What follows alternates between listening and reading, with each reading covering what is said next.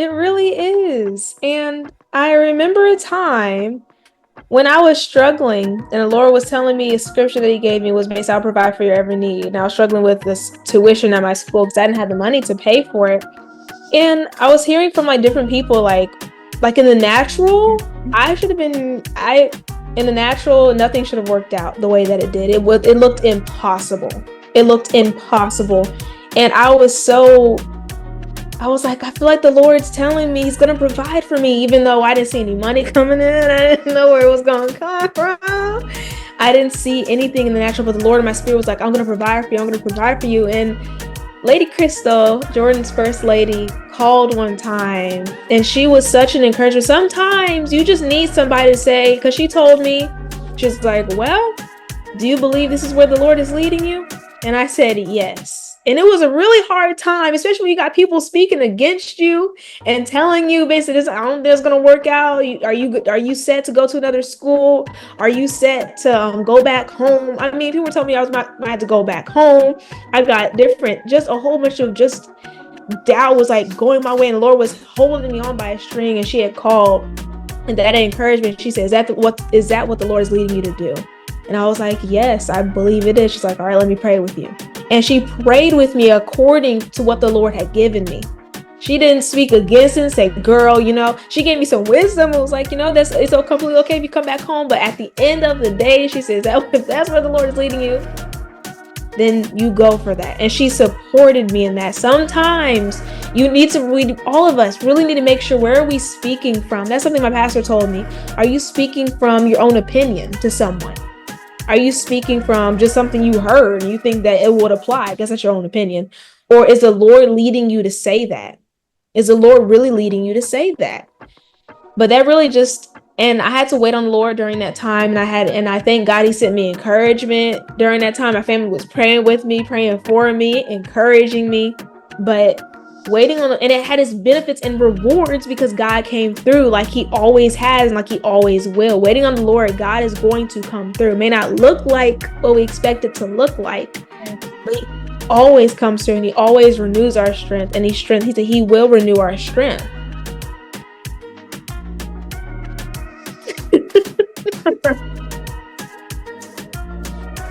See, that's why it's so important to have people of faith around you. Don't surround yourself with friends who are not going to tell you what it is. Don't be somebody who is so quick to get offended by correction. Get offended when someone tells you something. Because I used to be that person. Someone tell me something, I'm like, well, so you think I'm just a bad person? Like, I just took this great offense to what they were saying. But the Lord was like, you can't be that way. He said, let the righteous smite me. If someone comes to you, and yes, it may hurt, but if it's coming from a place of correction and it's stern and it's like, it kind of exposes you a little bit, but it's like, you know what? Lord, help me with pride. Help me to yield to that correction because it's not incorrect. And some people do try to correct you and it's like in a way that's just mean or it's not in love at all. And we just pray for those people because they're trying to help you, but they don't quite know how to, do it tactfully. But we thank God for those people too because they're trying. They're trying to help you. They're not allowing you to go and walk off a cliff. They're like, hey, that's stupid. And it's like, you don't have to call me stupid. It's like, but they let you know though. So just like that, having someone call and being led by the Spirit, even though this is my opinion. As I told you, this is my opinion. I said, this is what I think. I said, but follow what you believe the Lord is saying. And so make that differentiation. If you feel it's okay to share your opinion as long as it's biblically based, but don't go around speaking like the Lord said and it's just what you're thinking in your head. Because then you might mess somebody up, trying to say God said it, and then they're kind of weak in the faith. And so they're like, yeah, God said, and they run off the cliff. We don't want to push anyone off the cliff now. The most important thing. Yeah. Waiting on the Lord. No matter what it looks like, no matter what the circumstance or situation looks like. And he always comes through. Yeah, and he said God is a rewarder of those who diligently seek him. And when you're waiting, you can't get weary. But he said he'll renew your strength, God is faithful to fulfill his word. His word doesn't return void unto him. And so it's like, waiting. People see it as such a, we live in such a hustle culture. We live in a get it now, get it now, get it now. Got to be rich by this, got to be this by this. But if we would just allow God to interrupt our day, allow God into our life, my life, I've had a peaceful life. I've had a lot of spiritual warfare, I would say, but I've had a very peaceful life. No drama, no contention. And when there was drama, God helped me to look at it a different way and to escape out of that. He's always made a way of escape. And that's because, I would say that's because of how I've waited on the Lord with everything that I've done. And so a lot of mistakes, like young men I could have talked to, but since I decided to wait on God, I'm drama free. Like, it's like, and I know I'm susceptible. I am so susceptible to being misled, being misguided. But because we allow the Lord, God is so faithful. He is so good that he's like taking care of me. He's taking me like places. And I got myself into some emotional trouble, which was because of my disobedience. Because I was like, Lord, it was confusing to me. What God was telling me to do was leave this person alone. But I was like, we're supposed to help people, God. How you gonna tell me to leave somebody I know who needs help? But God was letting me know, like, chill out, sis. Like, no, this is, back off. And I was like, and sometimes God has to deal with like how we gonna be more Jesus than Jesus is, We're trying to save people, we're trying to help people, we're trying to be there, and there's nothing wrong with having that heart, having a tender heart. But because I was disobedient, I had a lot of spiritual warfare that was not mine to be fighting.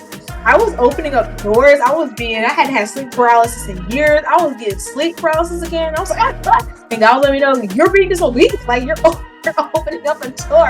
But it was disguised as, I'm just trying to help. You can't help everybody. You can't help everybody. And everybody can't help you. Everybody can't help you. That's so true. And that doesn't mean life's gonna be like free from trouble. Yeah. From drama. A lot of stuff is gonna happen because the stuff happened in the Bible. David was hunted down by Saul. Yep. Joshua had to lead the Israelites into the new land. Moses talked about how he was about to die and how you guys are gonna turn away from God when I die. He literally, basically, God let him know. He was like, yeah, they're gonna turn away after. So all that drama, all that stuff was still there, but God will guide you. When you wait on the Lord and you seek his counsel, he'll guide you through that drama. And it still may feel like turbulent, just like the disciples when they're on the boat on the way to where the Lord sent them to be. They were on mission, they were on point, but a storm still came. They were on course. There are 2 times, I think, because one where Jesus was asleep, example for us. And one where he was walking on the water. But that doesn't mean storms aren't going to come and rock your boat a little bit, but it's always, where are we anchored in? Where are we coming back to? Who are we waiting on? Not waiting on that landlord to say, okay, everything's good and dandy, or not waiting on that friend to tell you everything's okay, because not everybody's going to comfort you. Not everybody's going to tell you, that's what the Lord said. Right. Go for it. There might be a time where you stand alone. Yes. And that is so important, to make sure your relationship with the Lord, that's where the Lord's helping me to get to, that you can stand firm in what the Lord has told you to do. So when he says, wait on me, it doesn't matter what people are saying, go, go, go, go, go. You're saying the Lord said, wait. And you're standing on that. So that's very important, to make sure you're developing that relationship with the Lord so it's strong enough, like a house built on solid rock. So you won't be shifting. And when the winds blow and the rain comes, you won't topple over because you're built on sand. You're built on what your mom said. You're built on your own opinion. You're built on your own plans, but you'll be built on the word. Because when God gives you something, you can stand on that and you can have faith in that and say, Lord, I'm trusting you, because your word does not fail, doesn't return void. You reminded me too, like, the importance of not letting other people's voices get into your head. I remember a time when I was first learning to drive. Wasn't really confident. I was really depending on other people to tell me how to drive. And so I was driving with somebody and I was waiting to go into an intersection or whatever it was. And then I was kind of like, I should wait, just until traffic clears, so then I'll go. And the person was like, go. And I was like, and I went, and I almost got into a car accident. Because I went based off of what they were basically, pressuring me to do. And sometimes we can be like that in life. We feel we're kind of new in this faith, and then we listen to somebody else who's telling us to go, but they're more seasoned drivers, so they can see, they can maneuver, they can get it. But you're kind of new at this, and then you go, and then you get into a heap of trouble because you didn't listen and be patient. Sometimes you gotta wait on the Lord a little longer than other people. But well, they don't have to wait. They can go just, well, honey, that might not be for you. And when I started driving, when I got more confident in myself, I'm a very patient driver now, normally. So I'll wait. I could be there for 2-3 minutes, waiting for traffic to clear, because I know myself. I'd rather be at peace than rushing out there and possibly getting into an accident. And so I wait a lot longer than a lot of people would be telling me, go, like, it's clear, like, go. I remember having people yell at me for it. Go, the lights change. I'm like, chill out. Let me drive.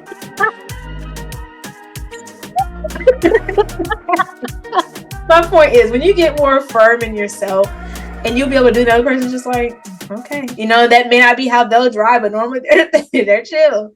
But I really like that imagery. I really love that imagery, because you could just be chilling compared to, like, those are two different scenes. You freaking out like and you're like not having faith in yourself, and you're just turning into traffic, compared to saying imagine that someone's screaming at you, go, the light's green, and you're just like, nah. Okay, now it's time to go. The peace?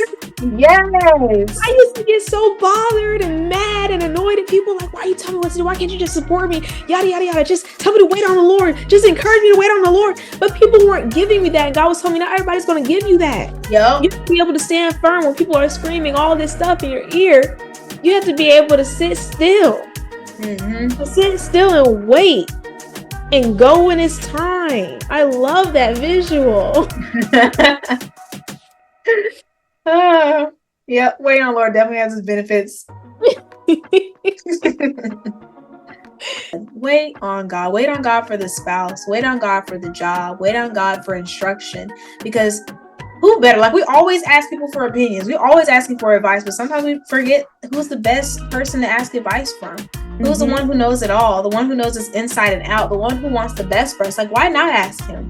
Yes, it may be hard, and you may be confused. I've been confused so long sometimes. Like, Lord, I was like, because I remember a time when God was letting me know to stay here with my mother. I was like, okay, like, I was chill with it. But then I started to get to a point where people were looking at me like, yo, you're still with your mom? Like, you need to venture out. Like, aren't you 20?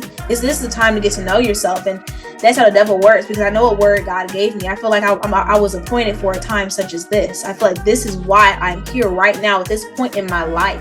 And to other people, they didn't understand it. They didn't understand the responsibility or how much was basically required of me in the position that God placed me in. And so a lot of people tell me, oh, like, when are you going to start working? You need to get a job and you need to work. But I was already doing a full-time job here, but people didn't see it. And that's why it's so important to follow the Lord and not worry about what people say, because people, they just want the best for you. They want you to succeed. They want you to be the best self. But sometimes your best self it looks like the man in the dungeon to other people. They don't understand it. But sometimes you're called to the pit, like Stephanie Ike, one of a speaker that we listen to. Stephanie Ike says, sometimes you are anointed to be in the pit.